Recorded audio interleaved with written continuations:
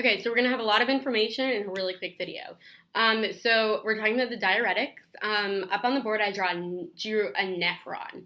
So the first part of the nephron that you see is the glomerulus, all the way over there. And then you have the proximal tubule, and then you have the descending loop of Henle, and then you have the ascending loop of Henle, and you have the distal tubule. So let's start with the thiazide diuretics, since they are probably the most common in outpatient settings, stuff like that.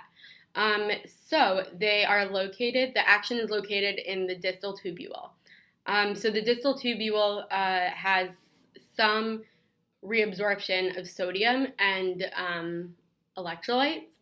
So the mechanism of action of the thiazide diuretics are to basically decrease or inhibit the reabsorption of those electrolytes, which would bring them into the collecting duct and you would pee them out. So it's a drug of choice for chronic hypertension and heart failure. It's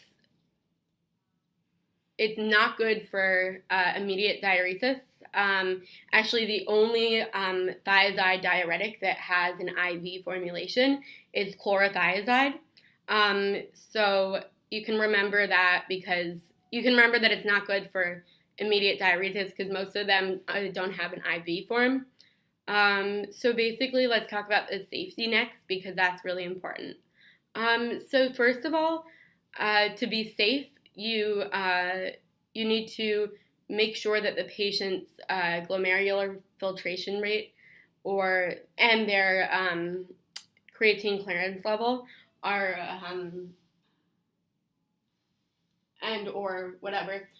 are less than 30 is not less than 30 milliliters per minute.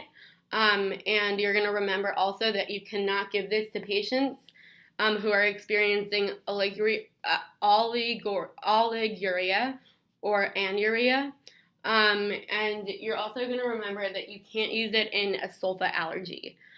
So let's talk about the side effects. So hyperglycemia is one.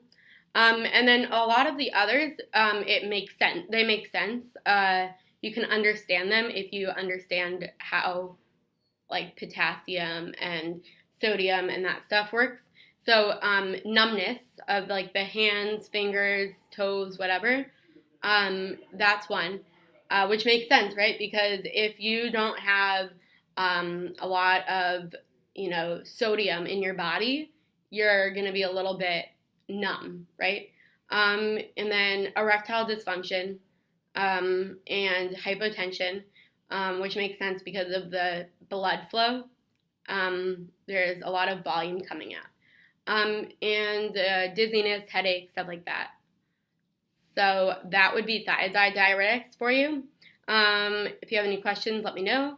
We're now going to move on to potassium sparing. So potassium sparing are pretty heavy-duty drugs. They are used for the treatment of heart failure, ascites, which is the buildup of fluid in an abdomen of someone who has liver failure. They are used to treat hypokalemia. They are used to treat hypertension, and they are used to treat secondary hyperaldosteronism. So basically, they work in the same place as the thiazide diuretics do, which is the distal tubule.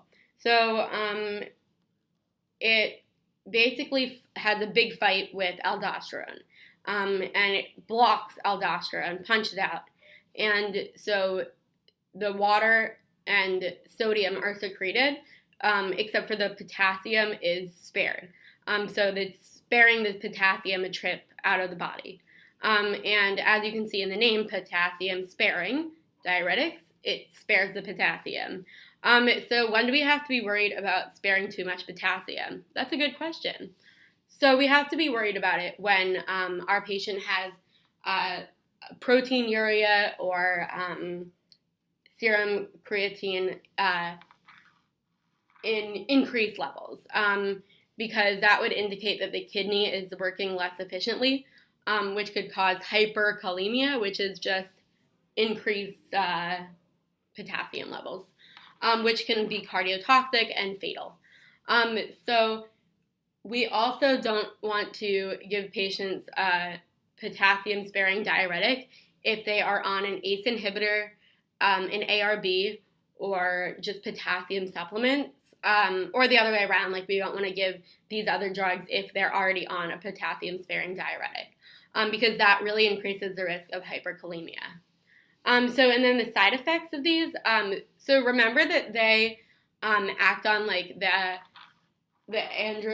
androgen receptors. And like, if you think of androgen, you think of like male, right? So a lot of what they do is they basically enlarge the breasts, especially in men. They cause irregularities in your menstruation cycle, deepens your voice. It's testicular atrophy.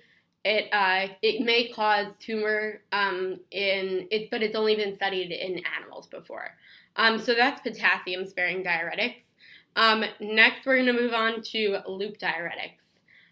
So loop diuretics are when we need immediate diuresis. So they're the drug of choice. Even when the creatine clearance rate is less than 30, they do work. And it's usually used in pulmonary edema.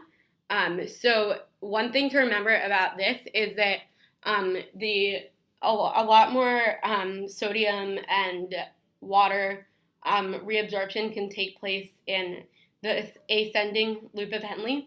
So it's 10 times more potent than the thiazide diuretics, which is pretty cool. But it still inhibits the sodium and chloride reabsorption.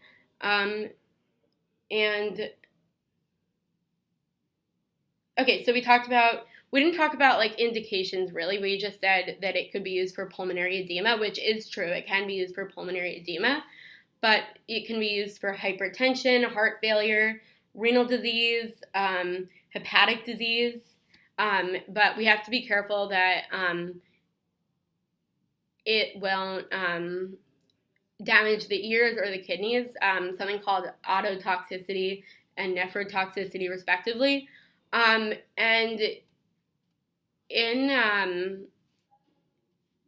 high doses, it could aggravate like renal function of someone who already has chronic renal disease. So that's important to remember. And it's also associated with hepatic encephalopathy, which is tremors, confusion, jaundice, coma, stuff like that. So you need to be watching out for that. And then let's talk about 3 medications that can increase or decrease the loop diuretic effect. So ibuprofen can ibuprofen decreases the effect, as well as phenytoin.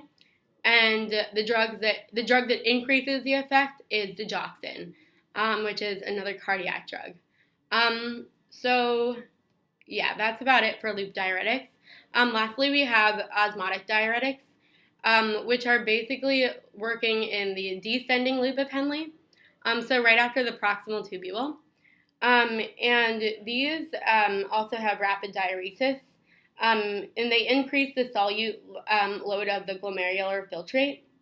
And the hyperosmolar agent basically causes increased osmotic pressure, so water gets pulled in from the extravascular sites into the blood. So that increases the blood volume, which decreases the reabsorption of water and electrolytes in the renal tubules, which can help prevent things like hypertension and so it's used to manage oliguria and anuria, and it prevents renal failure. And a fun fact is that it will reduce ICP, which is intracranial pressure.